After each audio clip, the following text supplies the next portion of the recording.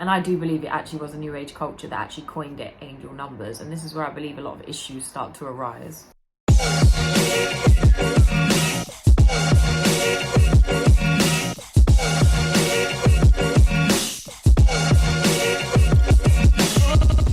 Welcome back to my YouTube channel. I hope you're all doing well and you are all blessed. As you can see today, I'm going to be attacking angel numbers. This is something that I was heavily involved in when I was in New Age. I loved off angel numbers.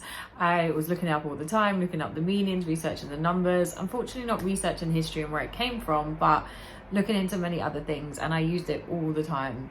So I was heavily involved in this, and obviously when I gave my life to Christ and my faith changed, I started to realize these practices were maybe not good or not of God.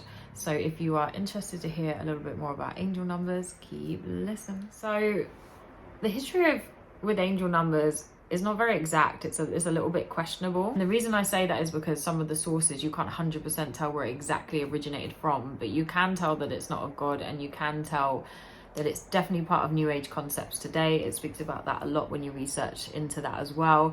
It's also very interlinked with numerology, although I do feel like they are separate to some degree, especially probably more in history, but they are very interlinked today. You often see it interlinked in a lot of texts and a lot of things online. So I just wanted to go into a bit more about why I no longer really mess with that anymore, and a bit of the history of where it comes from and how I believe that relates to scripture and it relates to the faith. It had been talked about for centuries, but they are very caught up within the New Age belief today, and you literally can coin them in with some of these New Age practices, but they were spoke about more before this New Age stuff got sort of a lot more popular. And it's very unclear to see where the first use of angel numbers come in. It's really hard to find that source. They actually do come off an extension of numerology, and obviously this is related to, many people know, Pythagoras. And this was actually in the 6th century, but I think around that time there were like 3 different types of numerology.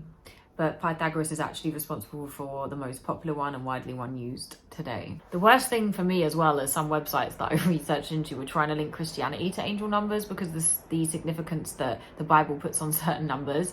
And I just think that that's not a plausible correlation, because really when you look into it biblically, even though they're putting certain things importance on numbers, they're not relating it to divination, and that's the difference. The Bible doesn't relate it to divination, of course, because God is against divination. So when you look at it, you can see that although numbers have certain significance, and even when you look at certain things like the Fibonacci sequence in nature and stuff like that, like part of it is kind of what God's built, the same way like when you look at crystals, it's when we start using them for all these different things. It's not like numbers inherently are bad, obviously. It's the way people start using them and what you start doing with them that becomes the issue. And biblically, it doesn't tell us to use numbers for any of these things. And this is why I don't believe that you can say it comes from Christianity. But anywho. But anyway, no matter what culture you look into, all cultures have significance on certain numbers. I think a lot of people know this, you can see that all over the world. And, numerology has been studied for centuries all over the world. And I do believe it actually was a New Age culture that actually coined it angel numbers. And this is where I believe a lot of issues start to arise. So basically they see these numbers as like a divine message from angels, spirit guides, or ascending masters. And again, this is where it gets a little sticky. And this is basically to help guide you, to give you some type of advice, or to guide you on something. Like if you, for instance, if I saw like 444, it's always double numbers, triple numbers, whatever it is. I'll be looking it up. What does that mean? Oh, it means that this could happen. And it sort of reads you a message. And the problem with this is, one, now you're dipping into divination, because you're dipping into, it's kind of like psychic readings and cards. It's the same sort of thing. You're dipping in to find a message about something that's not of God. Because again, as you can see, it's described relating to, and everyone's different in the way they use it, spirit guides, ascending masters. We all know that the dead are not communicating here. It's it's the demons impersonating. And this is the issue. So if you're leaving out God, who are we going to get these messages from? Because the only thing we should be asking help from is the Most High. So if we're getting all these divine messages, you can see here in this biblical scripture,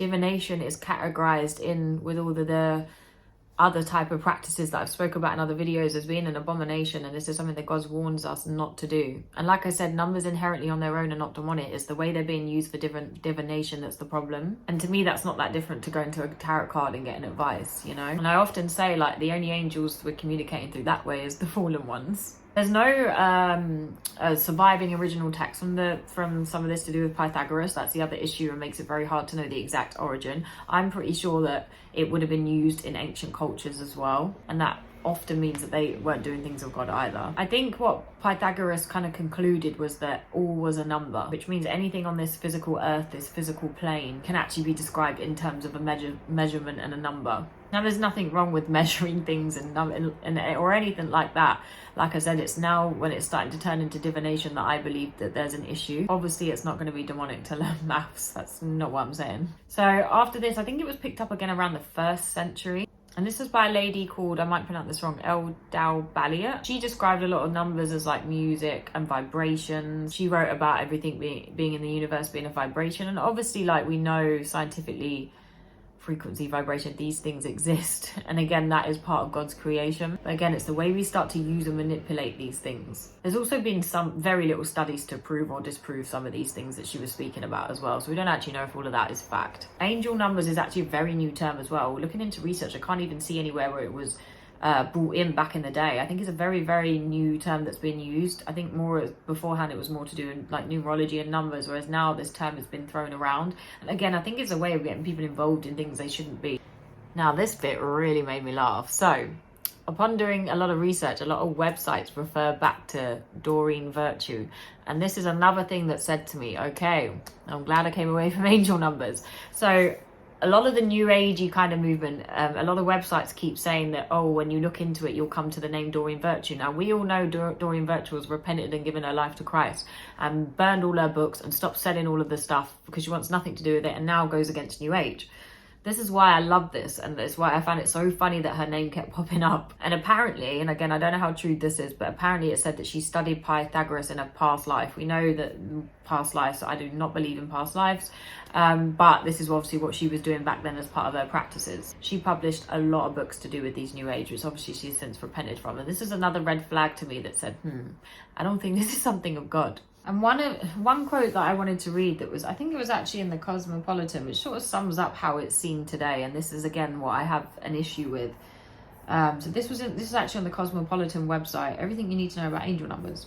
Again, there's a reason why this stuff's being pushed mainstream, because you'll never see anything else to do with any other type of spirituality, like with the faith belief being ever put out there like that. But basically, where was it? I wanted to read this.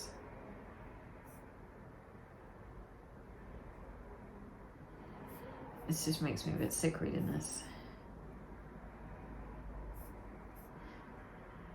So basically, the way they describe it is again what I don't agree with. So it says angel numbers are a sign from the divine, whatever you call it, God, the source, your higher self, the universe, etc. And this is the problem. It's not a whatever you call it.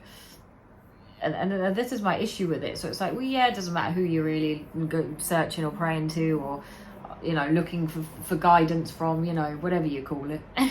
I mean, to me that's very, very wrong. And this is how you know it's missing out God. It really is, because a lot of it actually is divination and future telling within angel numbers as well. Because when you look up, for instance, like, let me read you one. Let's read up 444 angel number meaning. Because I used to do this all the time. I just want to give you an example.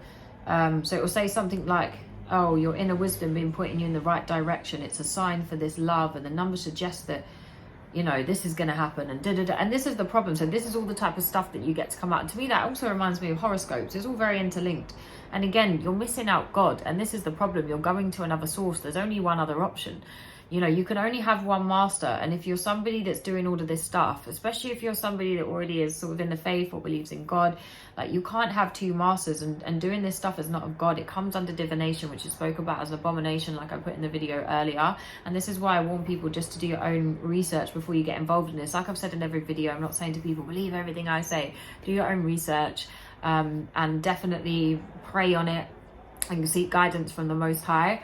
But I would always just be very careful getting involved in this, because you don't know what you open yourself up to. We're so concentrated on what we can see and forgetting about the unseen, the spiritual. You don't know what effect you're having in the spiritual. You don't know what you're opening yourself up to.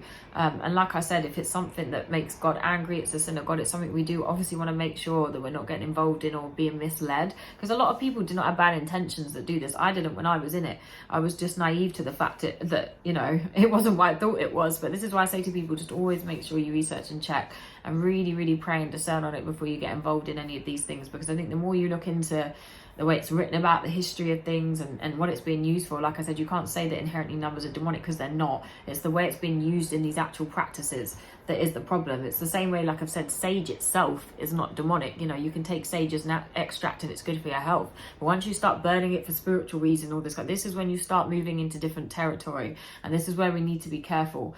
And this is why I wanted to make that connection very clear, because numerology and angel numbers were spoken of very differently back in the day. You know, there's nothing wrong with, like I said, studying maths. That's not necessarily using it for divination. It's the way it's now been interlinked in recent years, and this is all very, very recent, all of this stuff.